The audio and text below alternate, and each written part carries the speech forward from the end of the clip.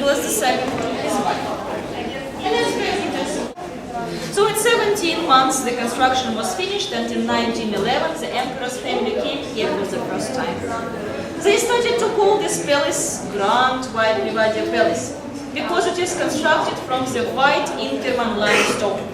Yesterday on the way to Bakhchisarai we passed the extraction of the limestone, so this is the most popular in the world construction from this limestone. It is a natural color of the stone is not painted, it is just washed twice a year with special substance.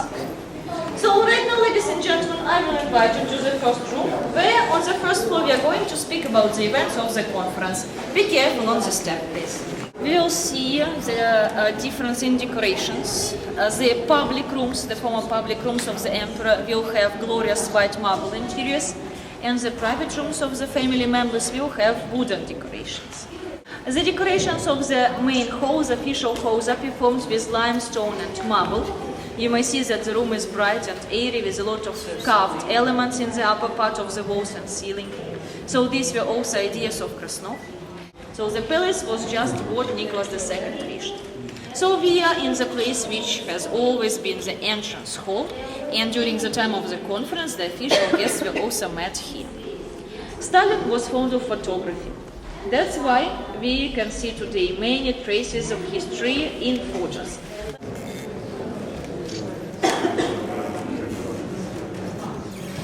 That is the original table that the Yalta conference was held around, with the three most comfortable chairs for the three leaders, the restaurant interpreters, and the flags of the three nations in the center. Illuminated in the far corner of the room. So illumination was provided very bright, very... We're slowly moving as one group moves out, the next group moves in. So we are in the first private room of Nicholas II. That's why we may see that decoration of the interiors changed. This was the waiting room of the emperor, so official guests waited here for the acceptance to the emperor. And the walls here are original in wood covering, and of course it is also original. From other original things which preserved from the time of the emperor, we may pinpoint only the chandelier and the fireplace. Unfortunately, Livadia can't boast many of the well-preserved interiors. It is so because in Soviet times, peasant health resort was opened here. So ordinary people were having rest in the rooms of the emperor. It was the Soviet policy. And of course, placing beds into these surroundings spoiled a lot of the interiors. Actually, three rooms. It was his study, the next room was his bedroom, and one more room was his dining room. So here in this study you may see some things left from Roosevelt. There is a table from his times, a telephone, and of course a photo reminding about his visit. Here some questions of the conference were discussed in private by Roosevelt and Stalin. It was a private meeting because Churchill was not interested in this question, in the question about the war with Japan. Roosevelt invited Stalin to enter the war with Japan. For this purpose he promised him Sakhalin Island and a part of Kuril Islands. As Stalin was emperor in his soul, he agreed for that. The documents were signed, and as we know from history, the war with Japan took place. So here the two leaders discussed all the details and signed the documents which you may see on the table. Not original documents, of course, the copy from Moscow archives.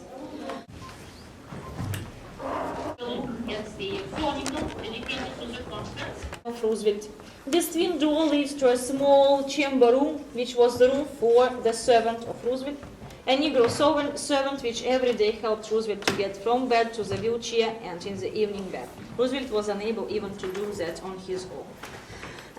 Today in this room we may see an exhibition dedicated to Roosevelt, a lot of his photos, several of his inauguration photos. We know from history that Roosevelt was the only president re-elected 4 times. The paper mache, the ceiling. This room was given to him as his private dining room. Of course, there was a group of cooks which organized breakfast, lunches, and dinners for all participants of all delegations. But Roosevelt was on a special diet. For that purpose, he brought with him a group of Philippine cooks. In the conference, there was a rule introduced that each leader, one after another, took turns to organize grand dinners. On the last day of the conference, on the 11th of February, it turned out to be a turn of Roosevelt. And you may see a photo taken during this grand dinner in this room, where the final communiques, final documents were signed. Guide said that Stalin was shorter than the other two leaders, which is hard to believe, which is why he was always photographed with a hat on and raised a little higher. He's on a swivel stool.